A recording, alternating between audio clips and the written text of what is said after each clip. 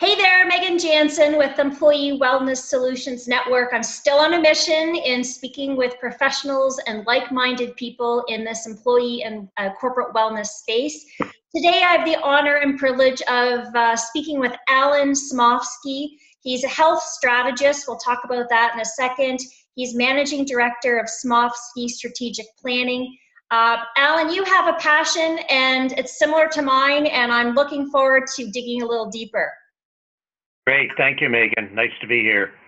Allan, you've been in this industry a long time. You've seen how the employee wellness industry has changed from then to now. What are some of those changes that have been most interesting to you? That's a broad question. I'll try and give a reasonably short answer. There's been a lot of change, and a lot of it has happened in recent years. But if I go back to when I first got into this business, health and wellness was really outside of health and safety. I think health and safety is very different. It's regulatory, and certainly there was a role that a workplace had in promoting health and safety. However, when it comes to outside of that, wellness and health promotion were really understood as being about the individual and making individuals aware of their lifestyle habits and what they can do to improve their lifestyle habits. So in other words, it was all about the individual. Ditto for stress management. So it was all about an individual's need to eat better, exercise more, manage their stress, et cetera, et cetera. One of the important changes that came along, and I don't mean to get into a chronology, but I think it's an important one, is a lot of the research, a lot of it done by leading Canadian researchers, Martin Shane, Graham Lowe, Linda Duxbury come to mind, and they really raised the bar on how we began to perceive wellness then and how we perceive it today. And by that I mean that obviously everything I just described was and still is very important. The individual, it's vital that the individual take charge of his or her health. However, this great body of research that began 20 to 25 years ago really pointed to the workplace as one of the causes of health issues. So in other words, the journey has evolved over time from a primarily individually driven journey to a shared journey where workplaces, employers and employees, for example, should be collaborating on making individuals and by extension their workplaces healthier. So it's become more strategic. Wellness used to be, and unfortunately still is in many respects, perceived as a nice to have. However, one of the big changes is it is becoming more strategic. Pretty much every conference I go to, speak at, as I'm out there in meetings, the subject of wellness or health promotion comes up in one way, shape, or form, and the conversation is fundamentally different today than it was. I think the last last point I would make on that is there are some models that have been developed in the last number of years that help us understand that. So, for example, there's the Ontario Workplace Health Coalition model, which is derived from the World Health Organization model, and there are 4 facets to workplace health, only one of which is about individual health. The others are health and safety, the role of the organization or work culture, if you will. And the last one is corporate social responsibility, which is interesting because that is a newer learning around what wellness means. It's not, so it's only recently began to be incorporated into wellness thinking. So yeah, it's been an interesting ride, and I think one more thing I should say is that the typical employer today has a vast array of health promotion and wellness resources at their disposal. It's actually created a bit of clutter and confusion in the market for employers who try to make sense out of all the wellness offerings. So the great news is that it's more strategic and therefore more offerings. The bad news is that a lot of employers need a lot of help in terms of sorting out, best of class and so forth. Great, well said. I think you've identified some major changes in the evolution of this industry, and being in this industry myself for 15 years, seeing where it was to where it is today, there have definitely been some major advances in the whole strategic approach to this topic, and developing programs of health promotion strategies to layer on to address learning styles, to address culture, to address engagement, which I think are all so important to definitely address in any great strategic approach to wellness. Allan, in terms of some of the challenges within this industry, I mean, there are several, but in terms of your professional insight, what would be a couple of those challenges that really stand out to you? Sure. So along with wellness becoming more strategic, we start to ask the harder questions, right? So as wellness has moved beyond a nice to have, moving towards a must have, the questions about, well, how will we know that we were successful? And in that context, the conversations I have around wellness today are very different than they were even just a few years ago. And I'm not talking, 20 years, I'm talking more like 5 years. Mm-hmm. And so it's more about how will we know that we are successful? It's not even so much about what some like to call the ROI, return on investment of wellness. I used to have a lot of those discussions. I frankly refuse to have them now without.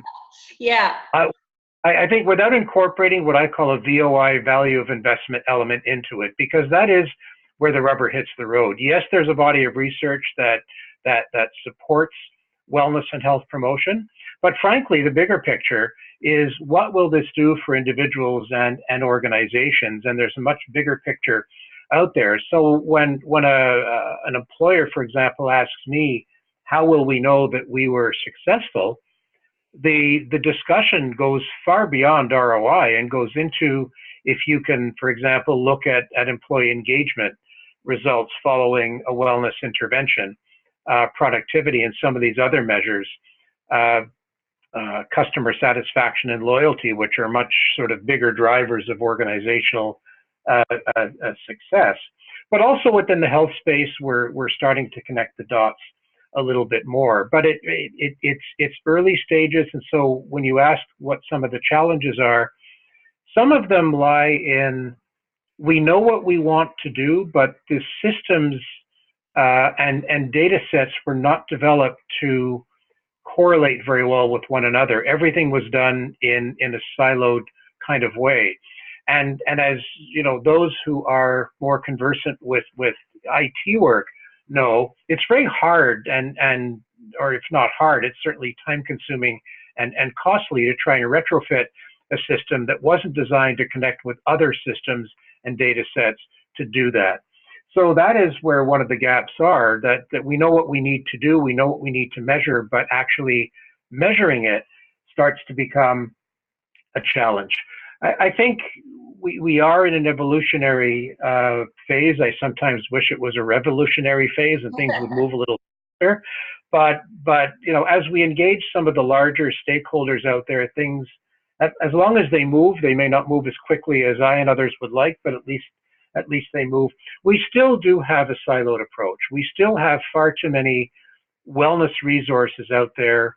And by that, I mean, I don't just mean, pure wellness. I mean, a lot of the more traditional vendors, for example, have, I'd be familiar, for example, in the benefit space, have gotten into wellness and health promotion, but they don't always connect the dots. And so if someone goes on short-term disability because of a chronic illness, there are other resources that they perhaps should be connected to help them manage that illness, but they're not connected. It's not an integral part necessarily of disability case management. So I think we need to overcome these silos. There's a desire to do that, but again, when you start to get into systems work and connecting the dots, it becomes a time-consuming element. I think another challenge and something that is starting to change is looking at comorbidities. We have a much better understanding today that when we look at a chronic disease such as cancer, diabetes, heart disease, and so forth, all of them involve significant comorbidities, both in the physical health space and especially in the mental health space. One of the challenges is to get stakeholders to understand those correlations. And so if you are designing a program to address, let's say, diabetes, you really need to pay significant attention to the comorbidities of diabetes, because they are, in some cases, as or even more important and contribute more to the burden of that illness than the illness itself sometimes. Well said. I think that importance of health promotion in addressing some of these concerns with employees is so important.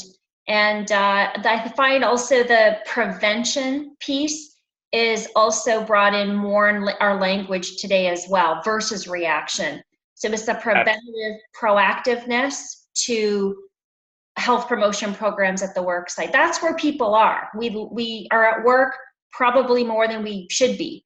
And, we do have to think of this as that strategic approach, integrating programs that are available and ensuring that employers aren't getting, as you said, overwhelmed in some of these different resources out there.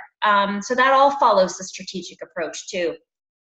It also goes, if I may just make a real quick comment, Megan, I think it also goes to organizational policy. We're talking a lot about health and benefits and programs and connecting the dots, and all of that is needed. But frankly, we need to, and we are beginning to think more strategically. So it gets into organizational policy, it gets into HR policy, it gets into caregiving, because so many employees are touched with managing the care for a sick individual in their household. So it's not just in the sort of programmatic space, it's very much as well in that more strategic policy space, and that too is a newer learning. And I think also that bodes the argument or piece on the leadership support is so critical for any of this. So we are finding too that the more supportive leaders are, the more successful these programs can be. Absolutely.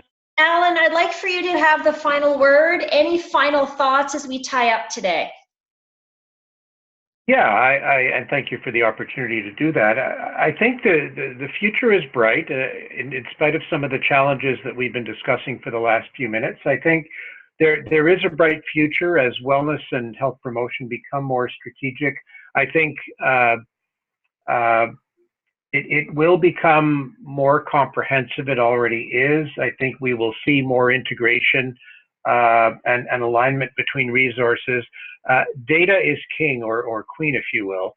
And I think data mining and data analytics will be key, back to that point that I made about how will we know a year, 2, 3, 5 years down the road that we were successful.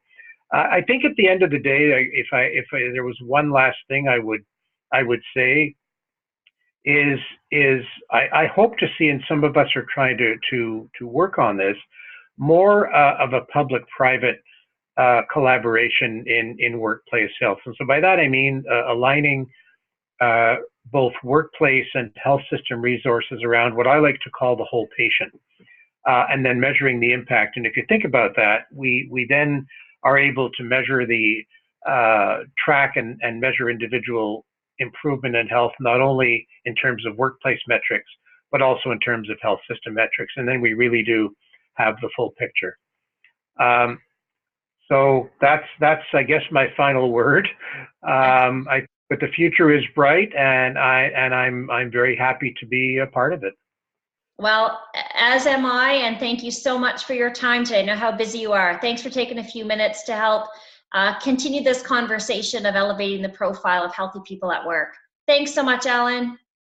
Thank you, Megan. Appreciate the opportunity.